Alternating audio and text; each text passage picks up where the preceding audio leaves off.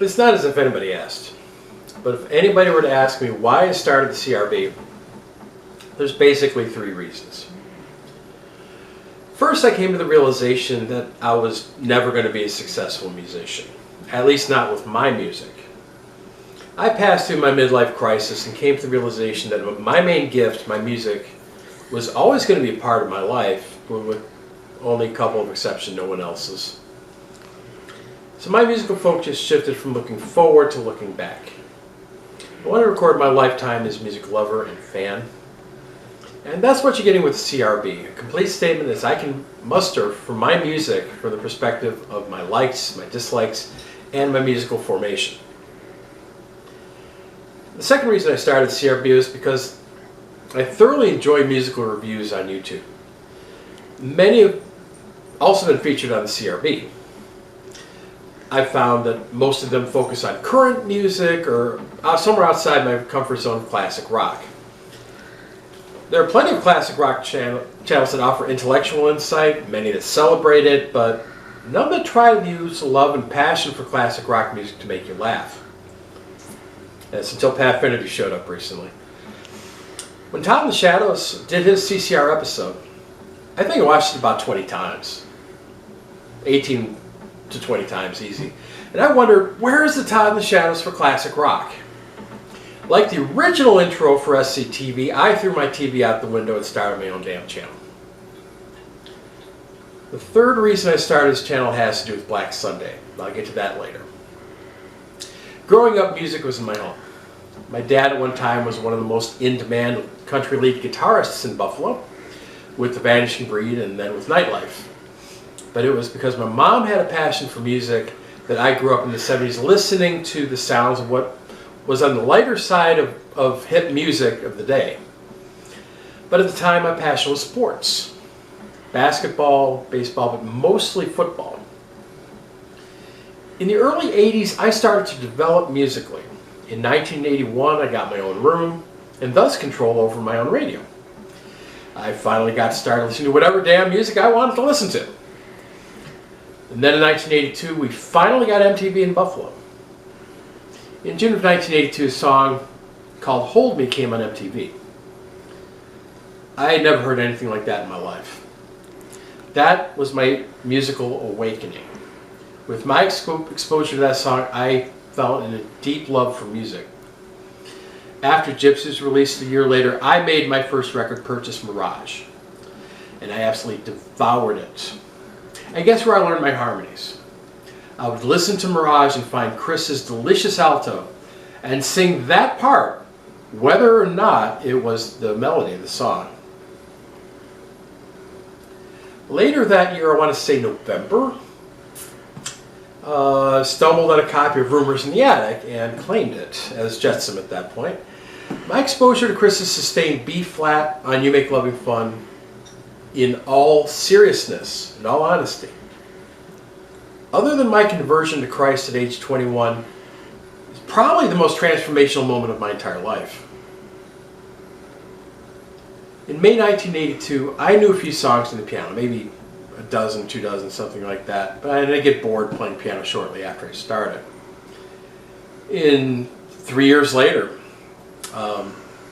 I was playing guitar, drums. I was listening to a song on the radio and trying to play it on piano. I even joined a band and played trombone. By 1988, I was starting to write good songs and create. Music at this point had become my passion, gradually eclipsing my love of sports. My musical journey has taken me in a million directions over the years, but through it all, music has always been my vocation and my purpose in life. Now, a good musician has many heroes. I can count among my heroes names like Gilmore, Cash, Squire, Winwood, McCartney, Henley. Yes, Henley. Bowie, Vedder, Banks, Fleetwood, Sia, Benatar, many, many, many others. These are all heroes of mine with a small h, and hopefully you can hear their influence in my music. But I have two musical heroes with a capital H. One is my dad, to whom I owe my talent. The other is Christine McVie, to whom I owe my inspiration. And I saw Chris play with the Mac in 1997, just before retirement. I was up in the nosebleed section, but I did get the privilege of cheering for that little white dot off in the distance. The only time I saw her play, but I did come across her one other time. The day I called Black Sunday.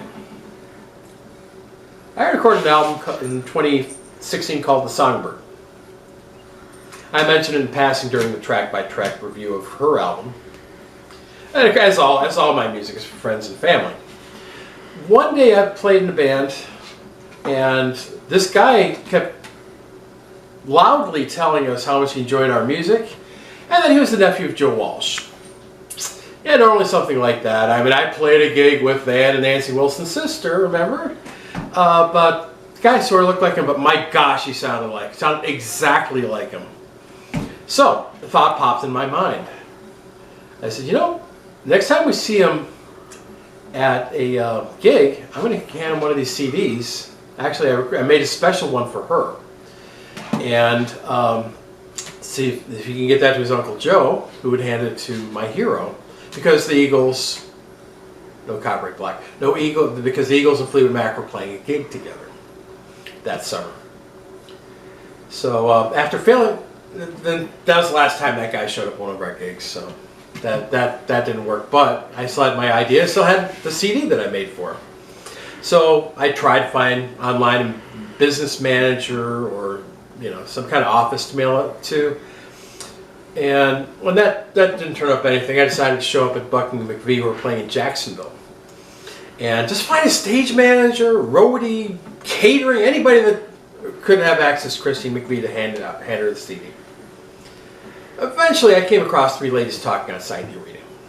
And I asked them, are you guys with Bucking and McVie? The one sitting in the middle said yes. I told her, Chris is my hero. I recorded the CD for her. Could you please pass this along to her? After I handed her the CD, the lady on the left offered me a very unusual smile. And then I thanked them and walked away. That night, 12:30 in the morning, that lady on the left was our Christine McVie.